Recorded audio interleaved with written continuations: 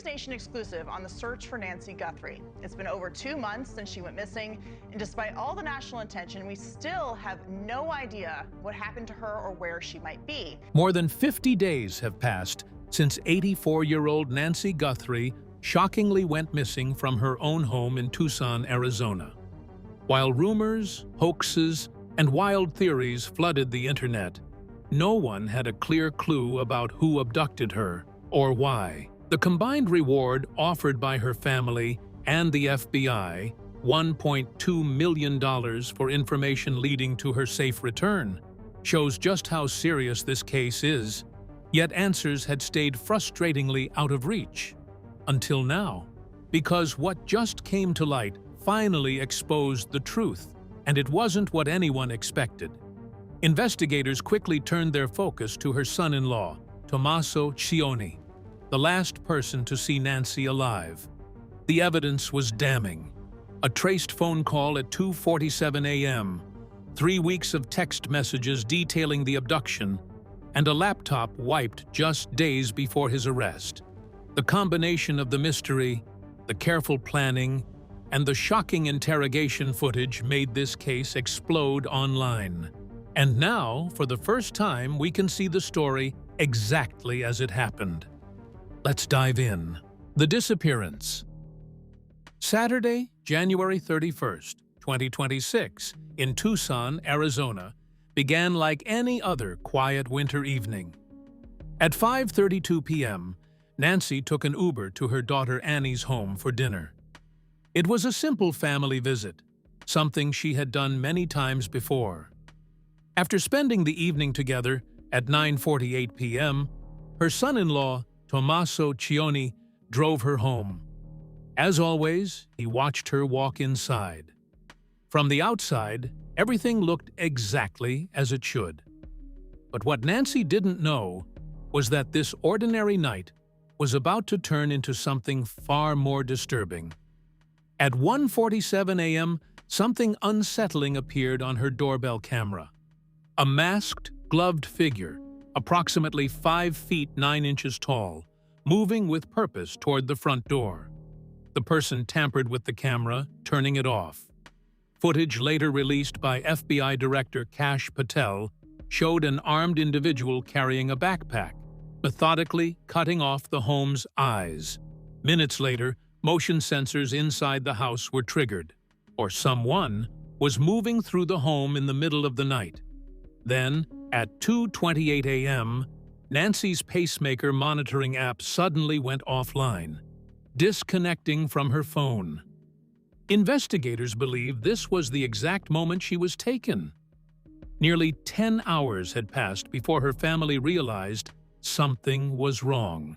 By 11:56 a.m., relatives checked on her. Inside, they found something deeply unsettling. Not chaos, not signs of struggle, but an eerie stillness. Doors were locked. Personal belongings were untouched. Her medications, purse, and phone, everything she would need, were still there. Everything except Nancy. So they called 911. Within hours, the quiet neighborhood turned into an active investigation scene. Search and rescue teams flooded the area. Drones scanned rooftops and desert terrain. Helicopters circled overhead. For 2 days, detectives searched for clues, any evidence that could be tied to Nancy's disappearance. After all, who would kidnap an older woman in the middle of the night? The unusual suspect. Just a few days after the disappearance, federal agents knocked on the front door of Tommaso Cioni's home. It was 5:30 in the morning, and most of the neighborhood was still asleep. Moments later, Tommaso appeared, pulled from bed, and into a reality he hadn't expected to face so soon. He stood there in wrinkled pajamas, hair uncombed, eyes heavy with what looked like sleep. For a few seconds, he blinked at the agents, as if trying to understand why they were there. "What's this about? Is Nancy okay?" His voice trembled as he asked these questions. The agents gave little away, and soon they escorted him outside and into a vehicle without explanation. Cioni was then taken to an FBI interview room. the kind designed to remove all comfort from the equation. It was windowless. Harsh fluorescent lights drained the color from everything. A metal table was bolted to the floor. 2 chairs sat across from each other. In the corner, a camera recorded every second. Across from him sat Special Agent Russell Dante, a 23-year veteran of the FBI's Violent Crimes Division, known for quietly dismantling suspects who believed they were in control. Beside him sat a younger agent from the Behavioral Analysis Support Unit, silent, observant, his pen moving constantly as he noted every small detail. When Dante read the Miranda warnings, Cioni brushed them aside in under 3 seconds. At times, his fingers pressed hard against the metal surface. His story, meanwhile, flowed smoothly. Dinner with the family, followed by card games and laughter. Nothing unusual. He described driving Nancy home, watching her walk inside safely, and waiting until the garage door closed. The careful actions of a responsible son-in-law. The recording and text messages. For nearly 90 minutes, Tommaso Cioni had everything under control. But then, Special Agent Dante reached for something on the table, and a laptop was placed between them. Meanwhile, the younger agent adjusted a small speaker, his eyes never leaving Cioni's face. Dante leaned forward slightly. "I want you to listen very carefully," he said. At first, Cioni looked almost curious. Then a man's voice filled the room. It was a traced call placed at 2:47 a.m., the same window when Nancy Guthrie's home security went dark. The caller described Nancy's condition deteriorating, the ransom plan failing, asking what to do next.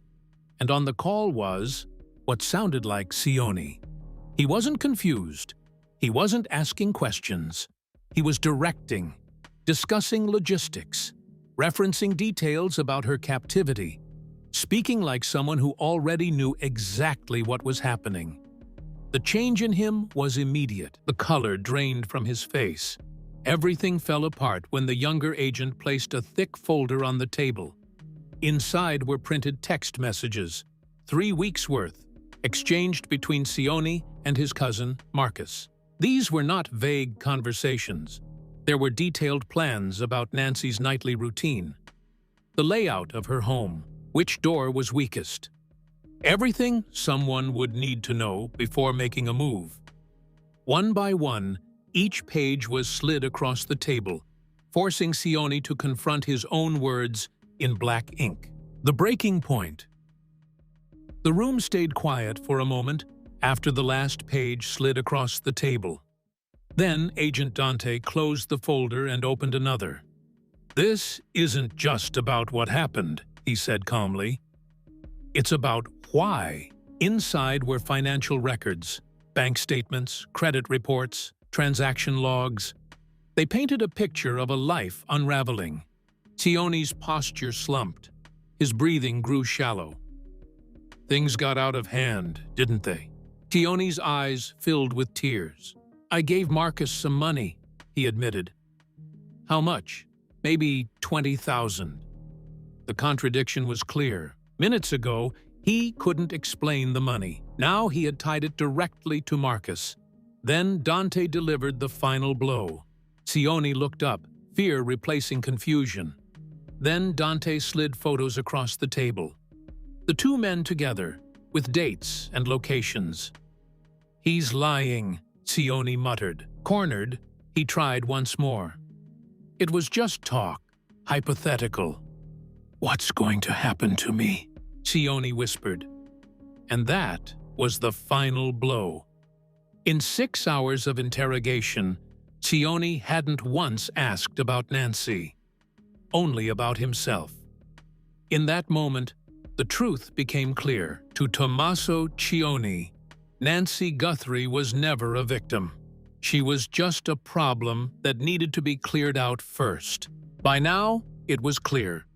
There was no shadowy stranger behind Nancy Guthrie's disappearance. No random predator stalking the neighborhood. The danger had come from someone she knew, someone she trusted, someone who had shared her dinner table just hours before she vanished. So now the real question is Nancy alive? Or did this plan go further than anyone ever intended? Drop your thoughts about this in the comments below. If you liked this video, ensure you give it a thumbs up. Also, consider subscribing to the channel if you haven't already, because we will be uploading more crazy stories like this one in the coming weeks. Until then, see ya.